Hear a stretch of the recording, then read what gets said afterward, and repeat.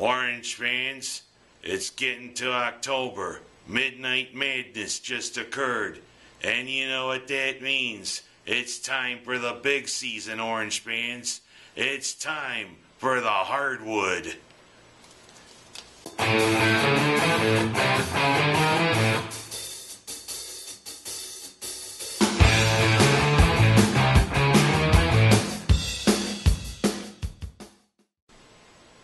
Yep, that's right, Orange fans. It's time for the Orange to hit the hardwood again. And expectations are really high for the Orange this year. We have got a pretty loaded team. And of course, the atmosphere at Midnight Madness was electric. All the alums that came back, like Lawrence Moten, like Gene Waldron, and others, coming back to help this year's group of Orange. And I mean, Tone Loc was even supposed to be there, but of course, he played the wild thing one too many times, accused of domestic battery, so he couldn't come back. But you know, he could have done the wild thing, and he could have given a little funky cold Medina. But let's not get ahead of ourselves, shall we? Let's take a look at the Orange this year. And I mean, expectations are high. Some of them are even saying the Orange could make the Final Four. And that would be a pretty good improvement over the team that went down to Marquette twice last year, including in the second round of the NCAA tournament. And let's take a look at my potential starting five.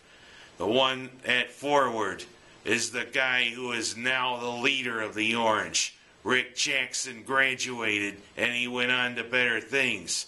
It's the guy from Canada. It's Chris, Jesus, Mary, and Joseph, who's leading the Orange right now from forward. He is the leader. He's a potential All-American. And let's hope Mr. Joseph can live up to that hype. For 3 years, including in the first couple of years when he was great off the bench, Joseph helped lead the Orange to great things. Let's hope Joseph, who's now the leader, can lead us to the Final Four. At the other forward position, a kid who was dynamic last year in his freshman year, C.J. All-Spare in Love and War. He was simply dynamic coming off the bench and coming into games last year. He showed he was one of the big impact freshmen. Now I potentially have him thrown in as one of the starters.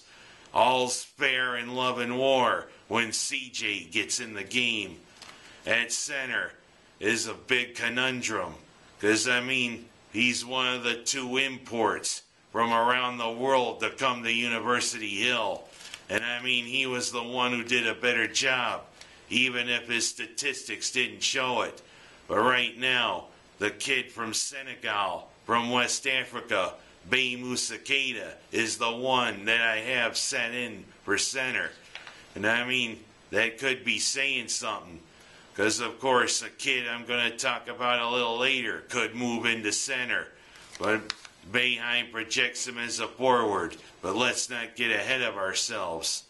And at guard, it's our other big senior and our other big leader, Ice Cream Scoop Jardine. Of course, he's no can of Jardine, if you know what I mean. Jardine is a heck of a leader and a heck of a person out there on the court for the Orange, and let's hope, like Joseph, he can help lead the Orange to the Final Four. And at the other guard position, our hometown guy and the nephew of a Syracuse legend, Brandon Trish. Howard Trish's nephew, who's shown that he's got flashes of the family jewels out there on the court. That's a pretty good starting lineup, don't you think, Orange fans? But of course, we got some good ones for reserves too.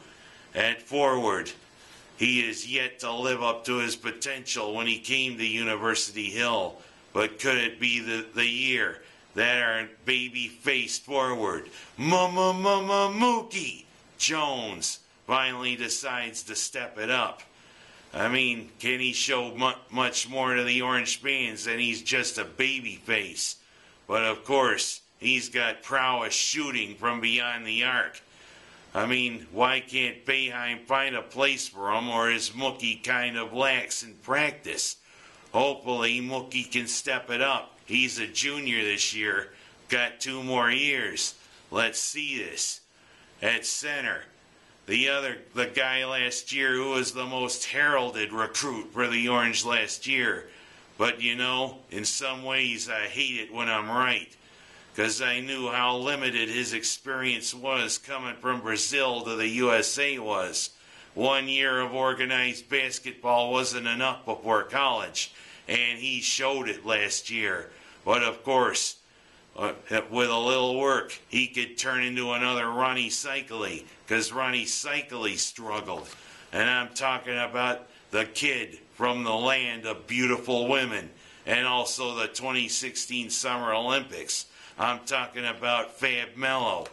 But I kind of wonder, Melo's still got that issue with his girlfriend. I'm just hoping, Melo, you don't give in to erratic behavior. We need you, and we need you to step up. And I mean, with an off season of work, you can step up.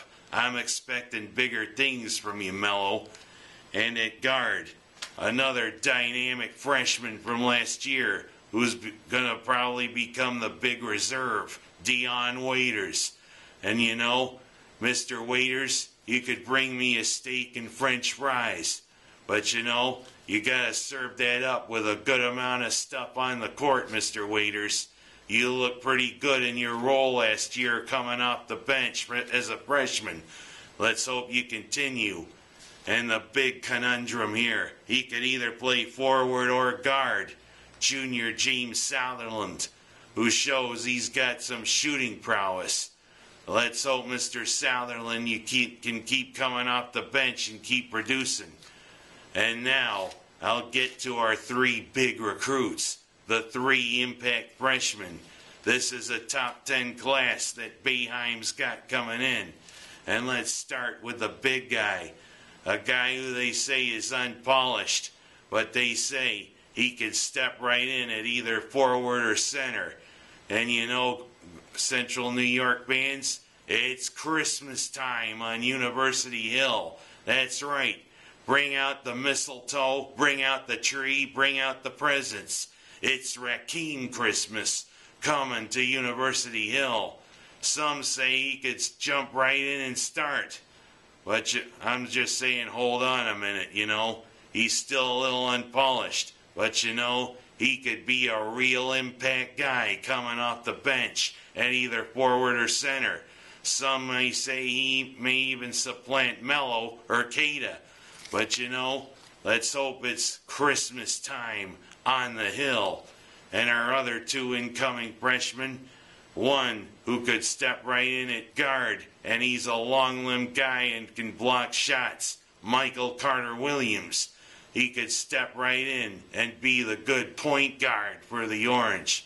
And the guy that they say could remind people of how Andy Routens was from behind the arc, Trevor Cooney, is our other incoming freshman. They say he's got the potential to be like Routens, a great shooter from beyond the arc. And last but not least, I'll quickly run down the walk-ons. I mean, we got some good guards. Russ DeRimmer, Nolan Hart, Griffin Hoffman, Brandon Reese, who's a fan favorite, and Nick Risevi. All guards. All of them will probably come in when Syracuse blows out their non-conference opponents. And there is a few opponents that they can come in. And the 2 forwards, Matt Lyde-Kajust and Matt Tomaszewski, Gesundheit. That's the Orange team for this year. And boy, it looks loaded. We have a potential Final Four team this year, even with the loss of Rick Jackson, with Joseph and Jardine leading the way for the Orange on the court.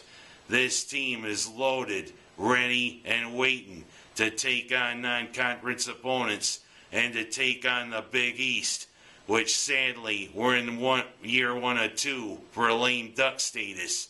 Of course, a couple of years from now when we join the ACC, Duke, and North Carolina potentially are going to be coming to the Dome.